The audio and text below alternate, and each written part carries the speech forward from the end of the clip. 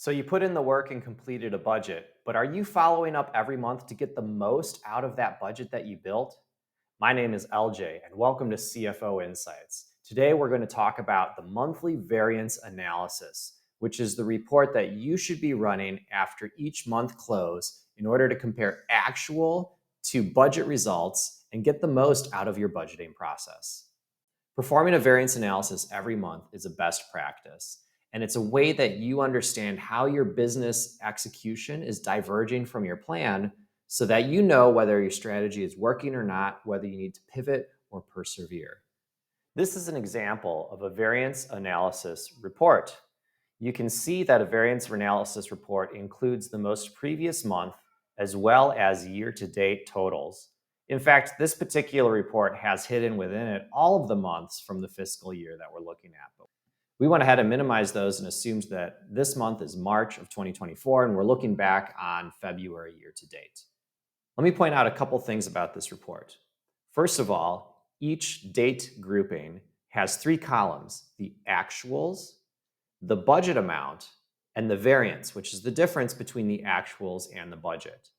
The variance column is colored in red and in green, with red indicating an unfavorable variance and green indicating a favorable variance.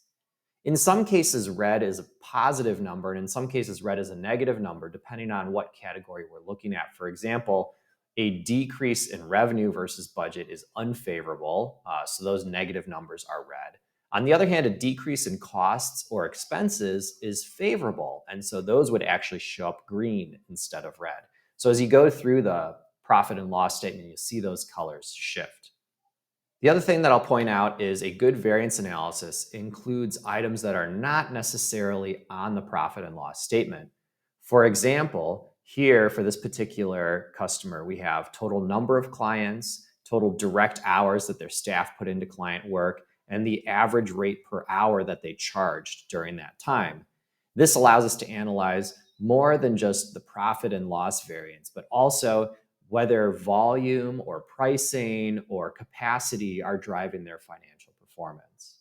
You'll notice that February, we had unfavorable revenue compared to budget. In fact, on a net revenue basis, they missed budget by $10,000. But year to date, they're beating budget by $62,000. So it seems that the company was outperforming for several months, but in the most recent month, missed their revenue targets for some reason.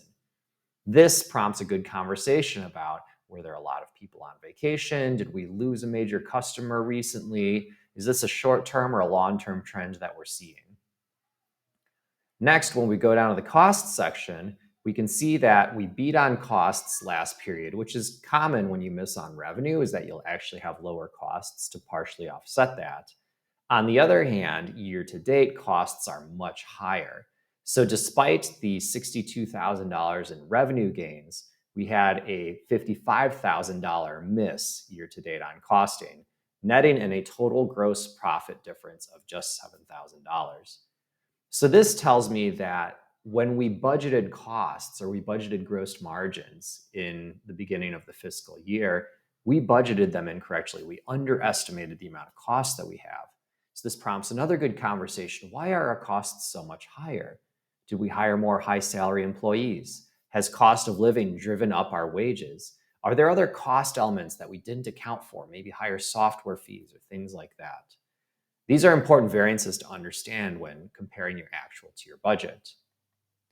Lastly, when we look at operating expenses, you can see that there's been favorable operating expense variance both in February and year to date.